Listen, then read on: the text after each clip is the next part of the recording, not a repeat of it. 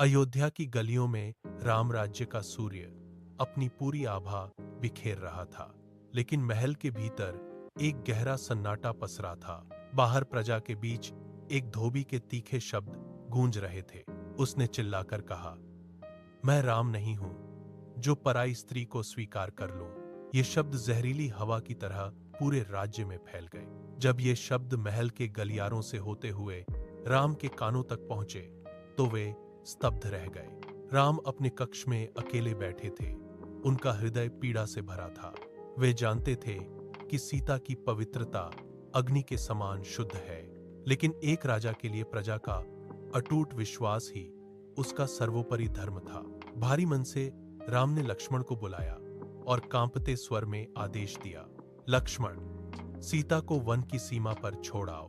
लक्ष्मण के हाथ कांप रहे थे, उनकी आंखों में आंसू थे।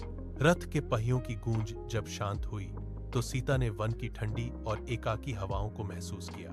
वे उस समय गर्भवती थीं, फिर भी उन्होंने लक्ष्मण से कोई शिकायत नहीं की। लक्ष्मण ने भारी मन से अपना सिर झुकाया और वापस लौट गए।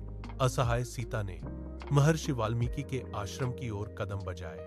वहां उन्होंने 2 तेजस्वी बालकों लव और कुश को जन्म दिया। वर्षों बीत गए। सीता ने उन बालकों को शस्त्रों और शास्त्रों में निपुण बनाया। एक दिन अयोध्या के अश्वमेध यज्ञ का घोड़ा उसी घने वन में जा पहुंचा। लव और कुश ने बिना किसी भय के उस राजकीय घोड़े को पकड़ लिया। अयोध्या की विशाल सेना ने उन नन्हे बालकों को रोकने की कोशिश की, लेकिन वे बालक हिमालय की तरह अडिग रहे। अंत में जब स्वयं मर्यादा पुरुषोत्तम राम युद्ध भूमि में पहुंचे और उन बालकों के मुख देखे तो उन्हें अपनी ही छवि दिखाई दी। सत्य का आभास होते ही राम का हृदय ग्लानि और प्रेम से भर आया। उन्होंने सीता को राज्यसभा में आमंत्रित किया।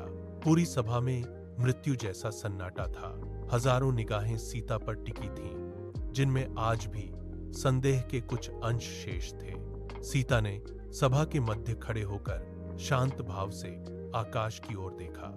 उन्होंने धरती की ओर हाथ जोड़कर करुण स्वर में प्रार्थना की, हे मेरी जननी धरती माता, यदि मेरा मन राम के प्रति समर्पित रहा है तो मुझे स्थान दो।